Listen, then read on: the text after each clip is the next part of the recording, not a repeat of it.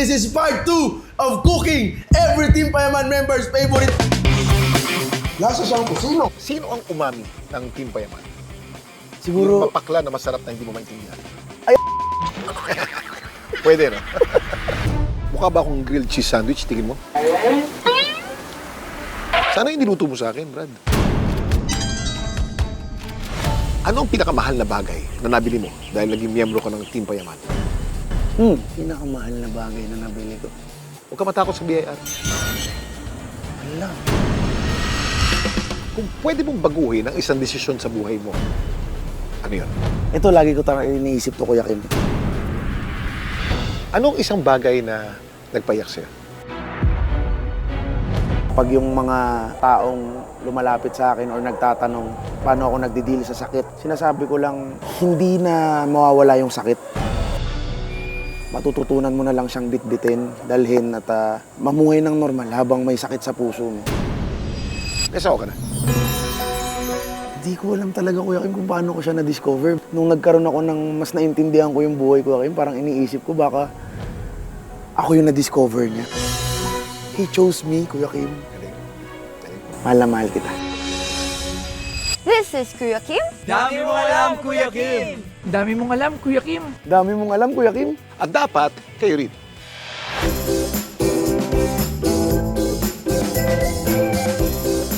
Uy! Dudut! Kuya Kim, Nako, thank you, ha? magandang umaga, Kuya Kim. Alika, kasi kasama ko itong dalawang aso. Mga guard dogs ka pala dyan, Kuya Kim. Hindi ko Kuya guard Kim. dog yan. Ito si Negrita. Ito naman si Lolo Raf. Hi, Loro Rap and Negrita. Ako nga pala si Dudut. Welcome back to Dudut's Kitchen! Pwede na natin i-serve. Doy, ayusin mo yung pag-serve, Doy. Isang tumpok sila, Doy. Ay, oo. Ito Nilaga. sinabi ko. Oo, ito. Uy! Ayaw ka na. Star Armies. Kuya Kim, may mga dala akong pagkain para sa kanila eh. Ayun! Kaya nga medyo ready na sila. Itong dalawang ason to, parehong elderly to. Parehong rescue. Ito siguro mga 14 to. Ito 13. So matanda na sila. Senior dogs na pala. Senior dogs na. Ano naman yung dala mo, Dudut? Kuya Kim, dala ko to, Kuya Kim. Actually, pinapakain ko talaga to, Kuya Kim, sa mga stray dogs eh. Ganon? Naalala ko, sabi ko, Kuya Kim, daming dogs nun, ni-rescue niya. Try ko sa kanya, baka Ako, dalawa lang to. Pero... mapagkakitaan. Baka maging regular na supplier. Binibenta mo yan. Hindi, Kuya Kim, sa'yo ko lang ibibenta. Ganun. Pinapamigay ko sa iba, bibenta ko sa'yo. Hindi, para maka-raise tayo ng funds para meron kang pabigay sa iba. Tama po yan, Kuya Kim. Halika, patikim natin dito. Gusto mo, Kuya Kim, tikman muna natin. Pwede bang kainin ng tao yan? Malinis to, Kuya Kim. Kung paano ako mag-prepare ng food ng tao, ganun ko rin to prepare. Aba. Wala nga lalasa to, Kuya Kim. Halika, tikman natin. Halika, pwede. Seryoso ka? Gusto ko sana, pag tinikman natin, itutorta ko muna, Kuya Kim. Sige, mamaya. Sige. Halika. Ito, Kuya Kim, may mga lalagyan pala ako para sa kanila. So, pakain natin sa aso ngayon. Yung mga aso ko, train sila eh. Pagka gutom sila at gusto nilang kumain, umuupo sila. Umupo. Pag nakaupong ganyan, ibig sabihin, gutom yan. Pares po pala kami. Oo. Umuupo ka rin. Pagka malikot sila, hindi ko pinapakain. So, patikimin natin. Hindi, Kuya Kim, i-scoop mo na lang, Kuya Kim. Nako, matutuwa itong dalawang to. Lolo Raf, Negrita, you're gonna eat? Lolo Raf, come on. Good dog, Lolo Raf. Good dog. Negrita, here. Negrita, here you go. Yan. Wala, may isa pa. Gusto pa naubos. Ang galing ko talaga magluto. Ubus. Ubus na ubus. Kuha ko talaga ang masa, pati mga aso. Paano ka napasama sa Team Payaman? Ano ako, Kuya Kim? Ang Team Payaman is matagal ng magkakaibigan. Pasensya na po kayo pag napapanood yung medyo nalipusta po namin yung anak ko. Sinusuntok. Nagkasama kami sa isang organization na tinatawag na Youth for Christ. Dahil doon, tuloy-tuloy na kami nagkasama. Hanggang sa pumasok na yung panahon ng pagsusocial media at internet. Kailan mo naman sinimulan itong ginagawa mo na nagpapakain ka ng mga... Actually, Kuya Kim, kasi gumagawa po ako ng mga contents online about cooking eh. Yung pag-feed ng stray dogs, first time ko siya gawin online. Pero, nung hindi pa ako nagko-content at hindi pa ako gumagawa ng mga videos, ginagawa ko na talaga siya before, yung magpakain ng mga aso. Yung luluto lang kasi murang way yun eh. Murang way para makapagpakain ng aso. Masaya lang siya kasi may mga aso din po ako eh. May mga aso din po ako. So parang paano naman yung mga asong napabayaan lang sa kalsada. Mahilap sila. So kung maiwan tayo, 1, 2, 3, 4, 5. You find fulfillment in feeding the dogs. Yes po, yes. What is so Christ-like about feeding the dogs? Yung mismong love lang, yung share lang ng love. May asawa ka na? Wala pa po, single Wala po. pa. Single pa? Naghanap ka ba ng girlfriend? Hindi naman po, hindi naman po. Meron na. Wala pa po. Wala pa. Kasi kung naghanap ka, pwedeng sabihin mo, baka sakali. Oh, narinig nyo naman sinabi ko. Pwede. Binatang-binata po, Christ-like. Nagpapakain ng hayop. Good catch ito. Si Dudut. Hindi, joke lang po yung Christ-like. Kanina nagpakain tayo ng aso. Ngayon naman, ang balita ko, ako naman daw ang pakakainin mo. Yes, Kuya Kim. Anong gagawin natin ngayon? Classic at very straightforward. Parang ikaw. Classic Grilled cheese and sandwich. Yes. Mukha ba akong grilled cheese sandwich? Tingin mo? Oo, Kuya Kim. Classic. Because classic and straightforward. Game. So, meron tayo dito, Kuya Kim, sourdough bread. Sourdough. Sa lahat ng mga tinapay, pinakamaganda sa ang sourdough for those dieting, di ba? Pero ito, Kuya Kim, binili ko to dahil sa siya yung may discount eh. Ayun. Lalagyan ko lang siya, Kuya Kim, ng ng mayonnaise. Tama-tama, ito na almusal ko ngayon. Yes, Kuya Kim. Alam ko, morning tayo, Kuya Kim, kaya... Nakita kami ni Dudut sa isang pickleball Tournament, sa Cebu. Doon ko siya unang nakilala. Lumaban ng pickleball ang misis ko. At tumalo kina Feli, taga Cebu. Magaling. Ang galing po. Ang kagaling ng mga taga Cebu tsaka Bacolod. Ano ba yun? Ang galing niya rin po Kuya Kim eh. Nung wife niya, nung mag-mix doubles. Oo. Magaling siya mag-dink, mag-reset. Totoo po. Soft game. Nagulat ako nun, Kuya Kim. Siyempre, bilang manonood. Oo. Ganyan, parang inisip ko, siguro hindi naman siguro sobrang competitive nung wife ni Kuya Kim kasi busy eh. Yung ganun. Hindi. Pagkakita ko, sobrang galing. Pagkakita ko sa personal. Hindi. Very competitive yun. Inisip ko nung una, sabi ko, baka siguro ano-ano lang, habi-habi, fun-fun lang. Saan ka natuto ng pagluluto mo, Dudut? Unang-una talaga, natuto ako sa mom ko. Kamusta? Kumusta ka na? Meron ka ng pinagluluto ngayon?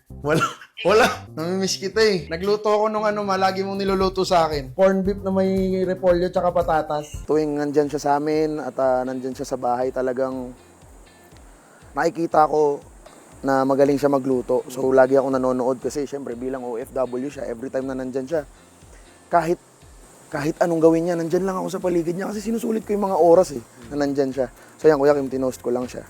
Sintayin lang natin yung matusta, Kuya Kim, tapos lagay na rin natin yung cheese. Ang dalawang klaseng cheese lang, Kuya Kim, mozzarella and yung cheddar cheese. So usually yung mozzarella, Kuya Kim, ginagamit. Medyo mahal yung mozzarella. No?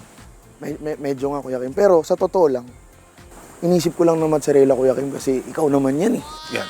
Pero pag sa bahay, Kuya Kim, kahit yung processed cheese, laban yan. Laban. So itong pampalasa nating cheese, yung cheddar. Oh. Yung mozzarella, medyo neutral cheese yan. Yes po, Yung Kuya. cheddar, very tangy, no?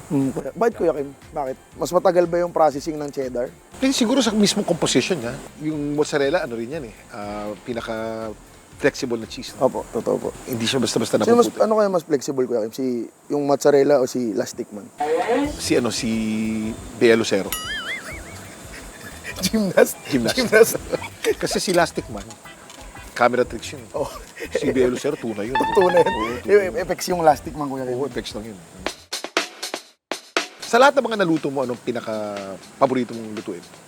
Siguro, Kuya Kim, ang pinaka-paborito ko talaga, tortang talong. Yung talong natin, pwede na to. Kasi bilang nagluluto, Kuya Kim, kadalasan ng mga niluluto ko, hindi ko na nakakain talaga eh. Hindi ko rin alam yung explanation, pero pag nagluluto ako, kahit man para kanino, hindi ko na siya nakakain after. Sabi na dahil sa pang-amoy daw eh. Ang mga chef daw talagang Napapagod na, Kuya napapagod Kim. ang amoy, no? Dahil ang pang-amoy natin nakakonekta sa panlasa. Eh. Pero pag yung tortang talong ang ginawa ko, Kuya Kim, Talaga. banat pa rin. Ako gusto ko yung tortang talong na merong giniling na karne. Totoo yan, Kuya Kim. Tapos Sobra. sasaso mo sa bagong. Naku, yun. Sarap to. Sana yung niluto mo sa akin, Brad. Oo nga, Kuya Kim, no? Teka, bili lang ako, Kuya Kim. Mahintay mo ba ako, Kuya? Uy, ayun. Luto na. Pwede ba Kuya natin Kim. tikman yan? Ilipat ko lang sa plato, Kuya Kim, ha? Okay. O gusto mo, direct na, Kuya Kim? Pwede rin. Isang malaking karangalan na paglutuan ni Dudut ng Team Payaman ng grilled cheese sandwich. Tikman natin to, bro. Sige, Kuya Kim. Chamba, Kuya Kim, pag di masarap. Ang sarap pala ng ginigrill na merong mayonnaise. Yes, Kuya Kim. May, Yung buong may, tinapay, lasang mayonnaise na, pumasok mo sa loob. may tangy flavor. Hindi lang tangi, natatangi. Yan. Natatangi. Tama, Kuya Kim. So pa.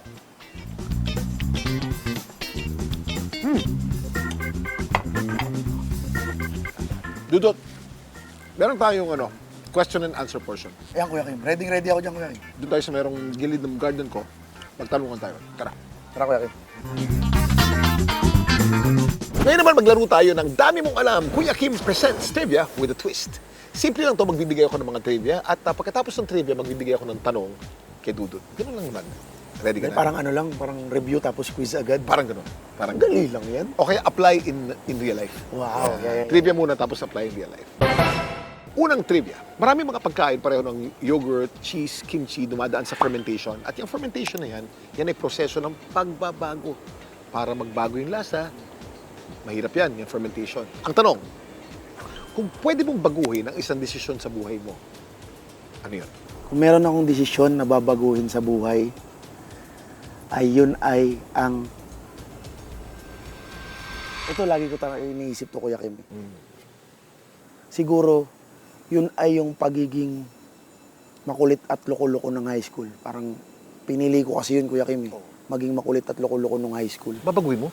Babaguhin ko yun, Kuya Kim. Eh, di ba yan ang pinagkakakitaan mo ngayon, pagiging makulit sa social media? Pero kasi, Kuya Kim, dahil nung sa pagiging maloko at makulit ko nung high school, nahirapan ako ng college. Ganun. Dapat pala ginalingan ko nung high school. Para madali na lang yung college. Hindi ka natuto ng tamang study habits. Hindi mo na-apply ng Tama college. po, Kuya Kim. Nakailangan ko pala yun dapat nung Oo. high school ginawa. Kaso, Kuya Kim, nag-iba eh. Yun lang talaga siya. Kasi ayoko masyado nung Kuya Kim na may babaguhin pa sa buhay ko. Kasi kung nasan man ako ngayon, okay na okay ako. Oo Kuya naman, Kim. pasalamat Masaya, kay Lord. masaya, Kuya Kim. Napakaraming taong gusto maging Grateful katulad ako. mo. Grateful po. Pangalawang tanong. Pag naghihiwa tayo ng sibuyas, naglalabas ito ng oxide na nagpapaiyak sa atin. Anong isang bagay na nagpaiyak sa'yo?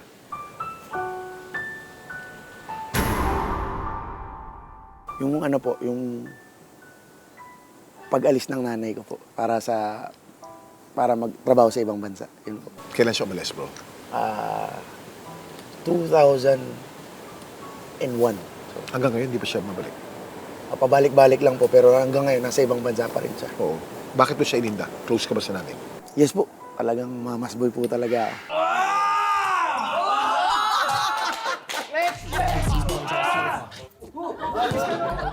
Mom and dad, close na close po talaga ako. Talagang mapagmahal po ako sa magulang.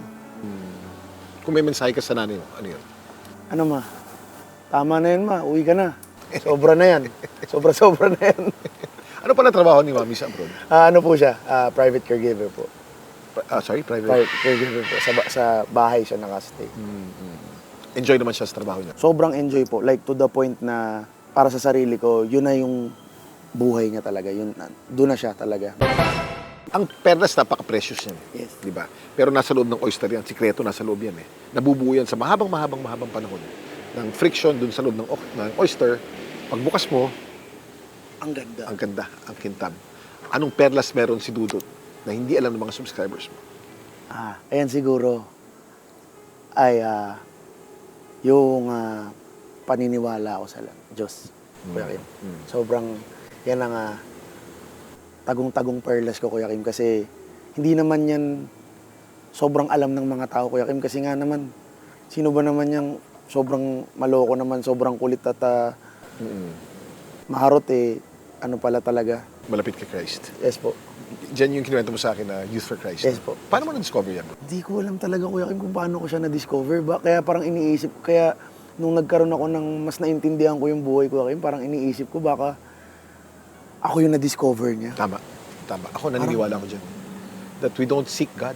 God seeks us. Ganun where we po. are. Parang, Galing mo. He chose me, Kuya Kim. Anong magiging Dudut kung walang Kristo? At anong pinagbago ni Dudut nung nahanap mo si Kristo? Pag di ko nakilala si Kristo, pero baka sigurado akong malayong-malayo sa kung sino man ako ngayon. Sobrang layo. Yung sa naman, mas mahal ko naman talaga yung family ko even before. Mahal yung kaibigan, mga tao. Pero mas natutunan ko pang magmahal kahit ano pang pinagdadaanan ko, kahit ano pang meron akong problema, bitbitin. ganun ko pa rin itrato yung mga tao sa paligid ko, kahit sino pa yan, kahit di ko kilala, Kuya Kim. Ang umami, o yung lasa ng betsin, di ba? Kilalang basic taste na ngayon yan. Pinakilala ng Japanese chemist na si Kikune Ikeda noong 1908. Sino ang umami ng Team Payaman? Yung Siguro, mapakla na masarap na hindi mo maintindihan. ay ako po yan. Ay, ikaw yun. Ako po yan. Kaya nga po, dinala po yata ako rito sa inyo. Oo. Kasi para matikman mo din ang umami ko, Kuya Kim. Yan. Magkaroon ka ng umami ngayong umaga. Nako. Ang balsamic vinegar ay isang uri ng suka na pinatatagal ng panahon para sumarap na sumarap na sumarap. Kumbaga, isang sukang dumadaan sa napakaraming pagsubok para maging masarap. Ano ang pinakamatinding pagsubok na pinagdaanan mo? Pinakamalaking pagsubok na pinagdaanan ko ay yung pagkawala po siguro ng dad ko. Yung pagkawala po siguro. Anong taon namayapa si Daddy? 2023 po. 2023. So recent, no? You're still grieving up to now. Yes po. Yes, yes. Parang ano siya. Kasi ngayon po, mas na-define ko na kung anong naramdaman ko eh. And pag yung mga taong lumalapit sa akin or nagtatanong kung paano ko binibit-bit yung ganun or paano ako nagdidili sa sakit ng mawalan ng isang mahal sa buhay. Sinasabi ko lang, hindi na mawawala yung sakit. Hindi ko napapagandahin, hindi na mawawala yung sakit. Matututunan mo na lang siyang bitbitin, dalhin at mamuhay ng normal habang may sakit sa puso mo. Ganun po talaga. Tama yan. Dama ko na ngayon yan. Pareho na tayo nakakaramdam na din. Ano mensahe mo kay Daddy, bro? Sana kung nasan ka man ngayon, masaya ka. Kasi ngayon ay masayang-masaya ako. Huwag kang mag-alala sa akin bilang anak mo. Kasi okay ako at kakayanin ko lahat para lang matupad yung mga pangarap mo para sa akin. Mahal na mahal kita. Merong isang uri ng spice na kung tawagin ay saffron. Yung saffron, napakamahal niyan. Pinakamahal na spice sa Sobra buong po. mundo. Dahil ilang mga bulaklak ang sinasama-sama para magkaroon ng spice na ganyan, di ba? Ang tanong sa'yo, ano ang pinakamahal na bagay na nabili mo dahil naging miyembro ka ng Team Payaman? Pinakamahal na bagay na nabili ko. Ala. Huwag ka matakot sa BIR, okay lang. Tayong dalawa lang nakakalam nito. Ano talaga ako, Kuya Kim eh. Hindi ako mahilig sa material na bagay. Ay, maganda. Oo. Siguro ang pinakamahal na gawa ko para sa is yung memories na Yung mga nabuo. experience. Yung mga experiences, yung mga memories at yung With Team Payaman. yes. And also, Kuya Kim, kahit yung mga alone time ko, Kuya Kim, mga bagay yun na hindi ko afford nung hindi pa ako gumagawa ng mga videos. Kaya para sa akin, yun ang mga pinakamahal at pinaka-presyo sa akin, yung mga bagay na kaya at nagawa ko dahil sa kung nasan man ako ngayon. And yun yung makaalis man lang ma-experience yung ibang bansa. Hindi lang po ako nagta-travel para mag-enjoy. Kumbaga, nagta-travel po ako, Kuya Kim, para subukan yung mga pagkain. Tsaka para matuto. Mali pala yung pagkain ko, buhos pala to. Matuto pa ng mas sa mga pagkain, Kuya Kim. Sabi nga nila, the best education you get from traveling. Yes po. Naniniwala ako dyan, Kuya Kim. Dudot, maraming salamat. Yes, Kuya Kim. Maraming Welcome salamat to my din. home. Sa tingin mo, Kuya Kim, isa ka kaya sa pinakakauna-unahang TV personality na work from home? Pwede, no? Pwede. Ito kasi bahay ko, napakaraming mga anggulo po rito na pwedeng pagsyutan. Marami sa mga shows ko, marami sa mga commercials ko, dito sinut. Kasi pwedeng gubat, pwedeng city, pwedeng zoo. Totoo nga, Kuya Kim. Kakaiba yun. Dami mong alam, Kuya Kim. At dapat, kayo rin.